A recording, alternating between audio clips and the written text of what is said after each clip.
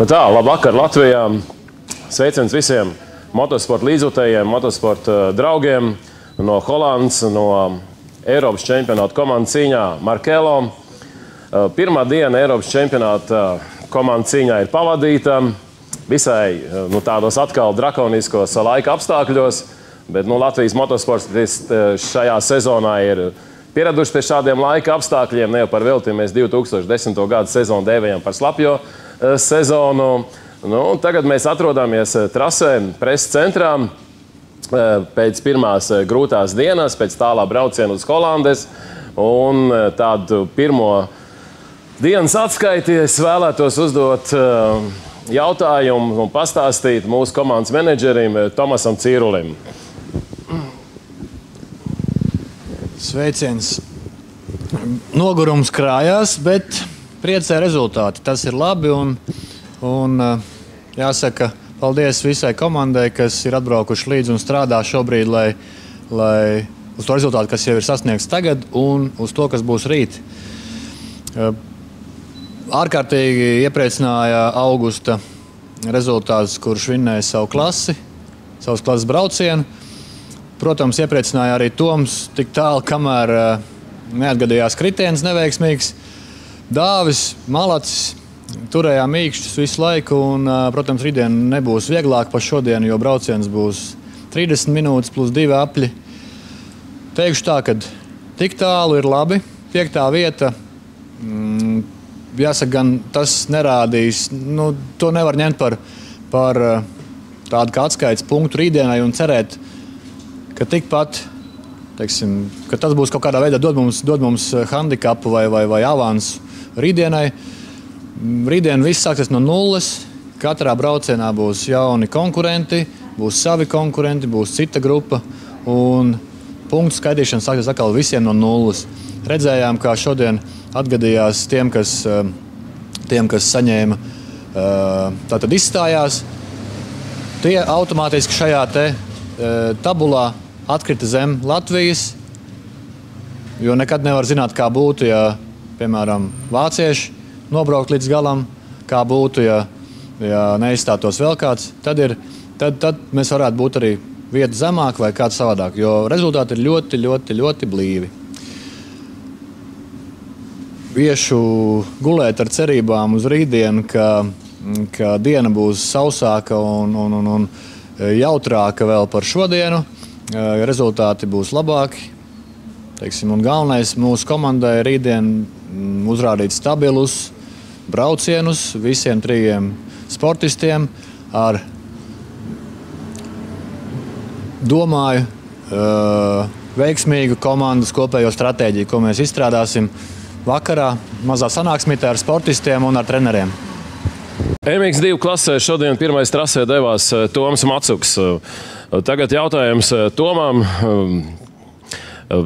Šādā trasē, kāda ir Markelo, Latvijā grūti atrast analogu Markelo trasē.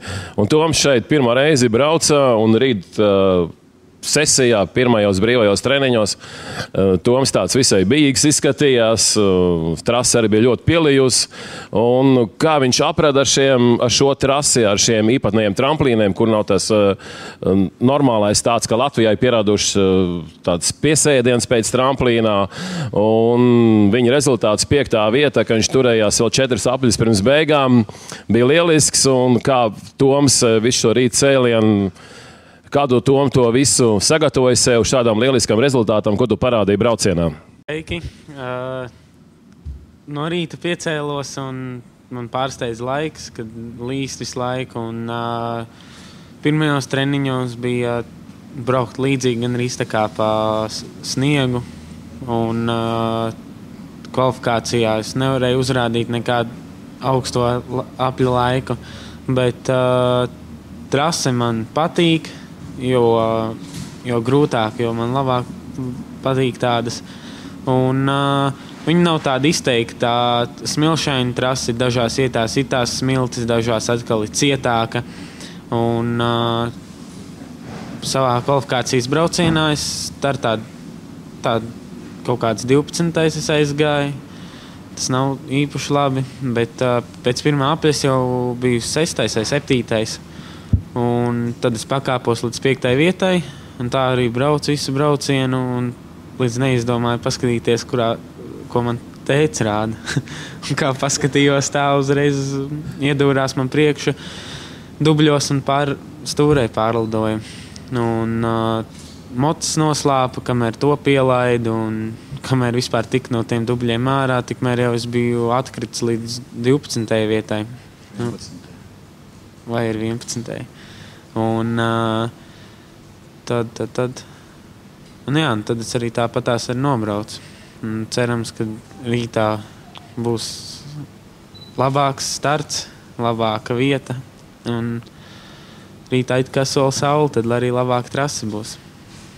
X1 klasē šodien mums traumētā izlases dalībnieka Nika Apfelbauma vietā startēja Dāvs Līvs. Un Dāvim šodien arī brīvie treniņu kvalifikācija iesākās arī diezgan grūti. Iesākās gan ar trases pierašanu, gan ar svešu motociklu, gan beigās arī transportērs nestrādāja un apļu laika monitorā parādījās tikai ar svītriņām un tā tālāk. Un tagad jautājums Dāvim Līvam pēc šāda visai, psiholoģiski grūti rīta cēlienu. Kā tu varēji sagatavoties tik veiksmīgām startam arī MX1 klasē, iebraukt pirmajā desmitniekā, un kā tu to visu sev mobilizēji, un kādi šī trasē tev iepriekš ir bijuši rezultāti, jo es biju dzirdējis, ka tev diezgan labi panākumi bijuši iepriekšējos gados tieši startējot Markelo trasēm. Jā, no rīta bija dažas šādas tādas ķibeles, arī pie tehnikas nebija kārtīgi pieredzes, un pēc pirmiem treniņu braucieniem bija dažas izmaiņas uztaisījām tehnikai, nomainījām stūri, amortizators vēl pieregulējām, kā ir man ērtāk. Un jā, noskaņojos to, ka būs jābrauc 20 minūtes plus 2 riņķi. No starta mazliet tur saķēros ar citiem sportistiem, bet neko pēc tam atkal pirmajos 2 līkumus kārtīgi parāva un bija no starta 5. vietā. Un tad brauc kā varēja, mēģināju noturēt tempu un jā, finišā 8. vieta, domāju, ka ļoti labi priekš manīm, cik nebrauc ar savu mocu. Tā jā, atrasam aprades, mocu arī jau plus mīnus esam, un trasa man patīk, ir špūras, ir bedres, un mans pēc arī viņš var līt visu nakti. Man tas netraucēs pilnīgi nemaz. Un, jā, esam gatavs rītdienai. Kārtīgi tik jāizguļās, brokastis un aiziet. Un pa maniem rezultātiem šajā trasē pirms 2 gadiem biju MX3 šeit brauc pasaules čempionātu. Tad biju 10. vietā kopvērtējumā. Tā kā tas arī labi. Jācer, ka rītā arī būs tajā 10. iekšā. Visa komanda. Varbūt tagad jautājums ir komandas menedžerim Tomasam Cirulim. Kādu stratēģiju mēs rītdien liksim uz spēles, jo pirmais brauciens iet mums MX2 kopā ar Open klases braucējiem, un tas nozīmē to, ka mums kā 5. komandai pēc šīs dienas kvalifikācijas braucienām ir jābrauc pie starta barjeras ar MX2 klases braucēju Tomu Macuku un Open klases braucēju Augustu Justu. Tad tas nozīmē pirmā starta rinda, pirmā starta vieta Latvijas komandai, kurš no viņiem stāsies kā pirmais, kā Tomas domā rīt kopā ar treneriem to veidot. Es varu izteikt tikai savu viedokli, jo, protams, lēmums tiks pieņemts pēc kopīgas apspriešanās ar treneriem, ar sportistiem. Mans personīgais viedoklis ir tāds, ka ņemot vērā to, ka Augusts šobrīd uzrāda ļoti, ļoti labus rezultātus, manuprāt, ir maksimāli likme jāliek ir uz viņa rezultātu iespējamu. Tātad viņam būtu jādod izvēlēties starta vieta pirmajam, jebkurā no abiem braucieniem, lai viņam pēc tam startējot no, piemēram, sliktākas starta vietas, nebūtu jācīnās ar lēnāk braucošiem, kuri būs, pieņemsim, nobraukuši starta taisnē īsākus metrus, un tikai tāpēc vien būs jau Augustam priekšā, bet lai viņš uzreiz varētu iespējami labi startēt un pieķerties, ja tā var izteikties, kaut kādai līderu grupiņai un braukt prom un necīnīties ar lēnāk braucošajiem, kas šajā trasē ir, manuprāt, diezgan grūti, un tas patērē daudz enerģijas, laika un vēl piedāvām man šķiet, ka ir arī bīstami. Kas attiecās uz duetu Toms un Dāvis, teikšu tā, ka atkal jau mans viedoklis. No Dāvija gaidu vienu labu braucienu, vienu labu rezultātu. Tam vajadzētu būt visdrīzāk pirmajam braucienam, Dāvija braucienam. Tātad līdz ar to viņam būtu jābūt pie starta barjeras pirmajam, Tomam vajadzētu iet otrajam.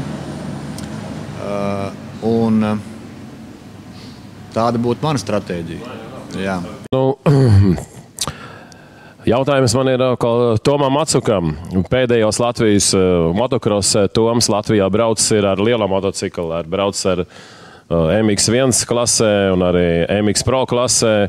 Un šodien Toms mums brauc ar MX2 motociklu pilnīgi svešā trasē. Un kā tu, Tom, atkal sapraties ar mazāk jaudīgu motociklu šajā visai sarežģītajā, grūtajā, visai šaurajā holandiešu trasē Markelo, un cik tu optimistiski skaties uz rītdienu, uz 2 braucieniem, 30 minūtes plus 2 apļi?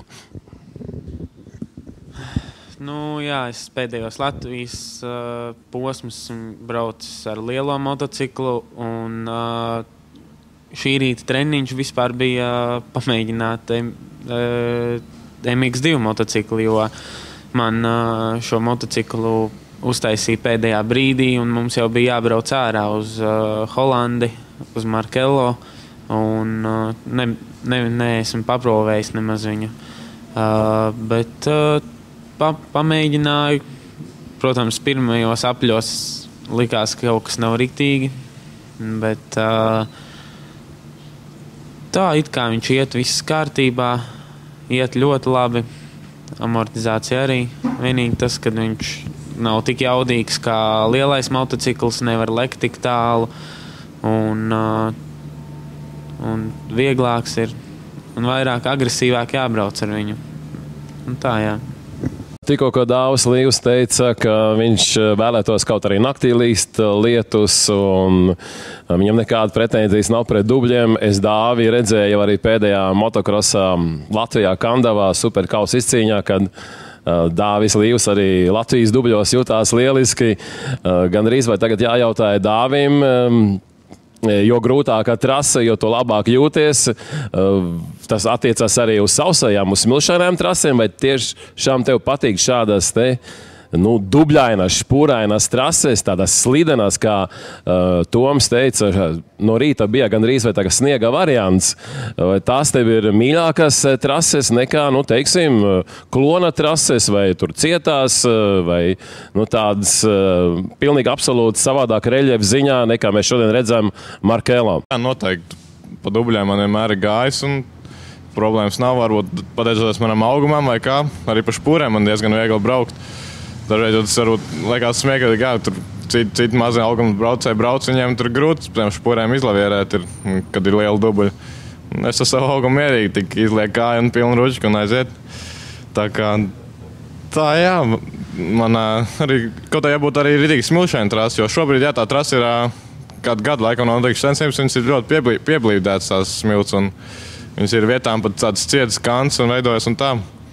Bet, jā, te jau redzēsim, kas būs rītā, kādos apstākļi rīt no rīta. Lūk, tā bija tāda maza preses konference pēc pirmās sestdienas dienas Eiropas komandu čempionātā Holandē Markelo. Rīt arī svētdienā, rīt ir galvenās cīņas trasē, ko nevar salīdzināt ar šīs dienas braucieniem. Cerēsim, ka rīt pēc sacensībām preses konference, ko mēs noteikti sarīkosim Latvijas līdzjutējiem, Latvijas motocross faniem, būs tikpat optimistiskā gaisotnē, kā mēs pašlaik šeit visi sēžam preses centrā, pašā trases sirdī. Markelo, un rītvakar noteikti atkal cienījamie motocrossa līdzjutēji Latvijā. Pastāstīsim jums, kā mums klājās 3. oktobrī 2010. gadā sezonas, varētu teikt, otrās visnozīmīgākajās sacensībās motocrossā. Lai jums jauks vakars visiem!